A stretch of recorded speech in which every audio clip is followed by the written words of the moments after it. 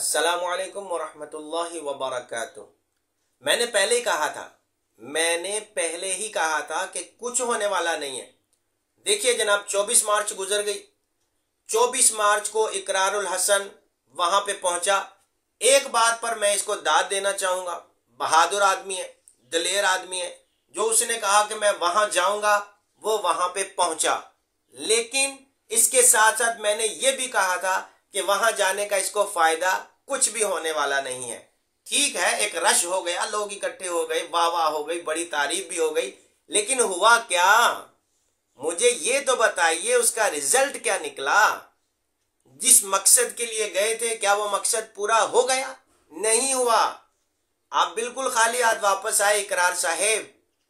कोई दरबार वगैरह बंद नहीं हुआ, कोई उसका अड्डा वगैरह बंद नहीं हुआ। लेकिन हाँ, इस बात में आपकी तारीफ की जाएगी कि आपने लोगों को मोटिवेट किया, लोगों का जहन बनाया कि पीर हक खतीब जो है वो एक अच्छा इंसान नहीं है, वो डाकू है, वो चोर है, वो लुटेरा है, वो धोखेबाज है। आपने लोगों का यहन इस तरफ ज़हन जो है वो लोगों का माइल कर दिया है। मैंने आखिरकार आपको करना वही पड़ा जो मैंने आपसे अर्ज किया था और जो मशवरा मैंने दिया था कि आप इसको बेनकाब कर सकते हैं सिर्फ और सिर्फ सोशल मीडिया पर बैठकर। सोशल मीडिया पर बैठ के आप लोगों को मोटिवेट कीजिए, लोगों को इसकी असलियत बताइए।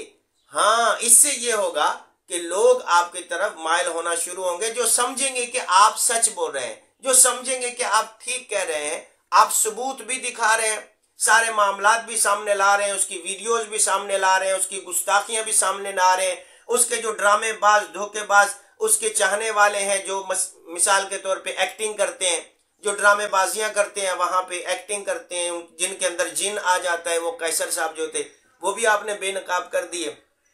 आप बेनकाब कर रहे हैं तो इसका तरीकाकार भी यही बनता है कि आप सबूत पेश करें लोगों के सामने। फिर आपको दूसरा मशवरा मैंने दिया था कि आप कानूनी रास्ता इख्तियार करें, कानूनी रास्ता इख्तियार करें। फिर वही बात आपने कर दी है अल्हम्दुलिल्लाह, जो मैंने अर्ज किया था कि आप कानूनी रास्ता इख्तियार कर रहे हैं और लोगों को भी कानूनी रास्ता इख्तियार करने की बात कर रहे हैं। क्योंकि हाँ, फिर भी याद रखिए, इससे उसका अड्डा बंद नहीं होगा, क्योंकि वो बहुत पावरफुल चीज है। बिल्कुल भी ये कहने की जरूरत नहीं है कि वो उसके पास कितना पैसा है कितना नहीं है, ये लोगों को मालूम है। और वो क्या चीज है, ऐसी चीजें खत्म होती नहीं है। लेकिन तरीकाकार यही है कि आप कानूनी रास्ते इख्तियार करें, लोगों के सामने मीडिया पर बैठ के उसके सबूत पेश करें। हाँ, आपने ये कहा कि आप गली गली जाएंगे, गांव गांव जाएंगे, शहर शहर जाएंगे, आप हर कॉलेज हर यूनिवर्सिटी में जाएंगे, जो कि मुमकिन नहीं है। लेकिन मेन कॉलेज और यूनिवर्सिटी जो है वो आप उनके अंदर जा सकते हैं, बात कर सकते हैं। फिर भी लोगों को मोटिवेट करना है, लोगों को समझाना है कि ये तरीका ठीक नहीं है। हाँ, वो पकड़ा जाए, उसको सजा मिले, वो जेल चला जाए, ये देखना पड़ेगा कि आप इस मकसद में कामयाब होते हैं या नहीं होते।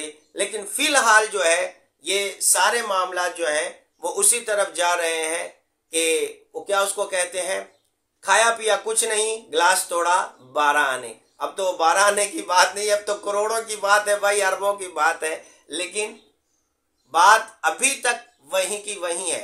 उसके चेले जो हैं वो अपने दलाइल दे रहे हैं और आप भी अपने दलाइल दे रहे हैं। तो लोगों का माइंड किस तरफ जा रहा है ये अभी तक लोगों को भी समझ नहीं आ रहा कि इसका बनेगा क्या।